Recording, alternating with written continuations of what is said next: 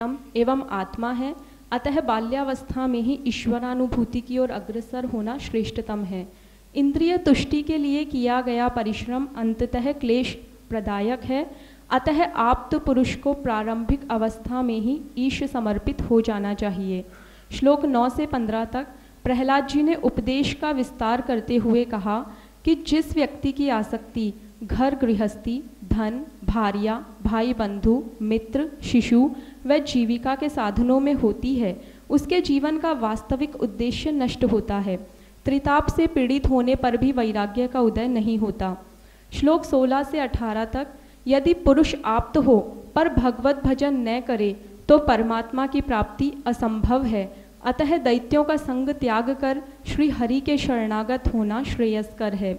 श्लोक 19 से 23 तक प्रहलाद जी द्वारा असुर बालकों को मित्रों यथा संबोधित करके श्री हरि को स्वयं सिद्ध, अविनाशी, अनिर्वचनीय, अनुभव स्वरूप व आनंद स्वरूप प्रतिष्ठापित किया गया है। मायावश उनका ऐश्वर्य अदृश्य है, पर इसकी निवृत्ति उपरांत दर्शन सुलभ है। श्री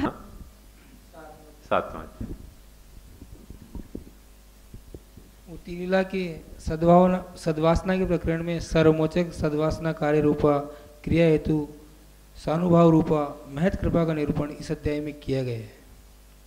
प्रहलाद जी द्वारा माता के गर्भ में प्राप्त हुए नारद जी के उपदेश का वर्णन इस अध्याय में है। शास्त्रार्थ अर्थ में भागवत शब्द भगवान से ही बना है और भागवत जी भगवान का ही स्वरूप है। 7वें अध्याय में लीला के तहत प्रहलाद जी जो भगवान नारद की महत कृपा का जो निरूपण है वो इस अध्याय का अर्थ है।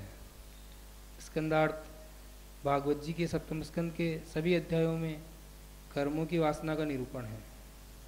प्रकरणार्थ सप्तम स्कंद के 7वें अध्याय में सद्वासना सर्वमोचक सद्वासना वाले प्रकरण का निरूपण किया गया है। नारद जी द्वारा युधिष्ठिर को वह प्रसंग वर्णित करना जब दैत्य बालकों के द्वारा परम प्रेमी भक्त प्रहलाद जी से उनके नारद जी से मिलने के विषय में शंका प्रकट की गई और प्रहलाद जी द्वारा शंका निवारण करना।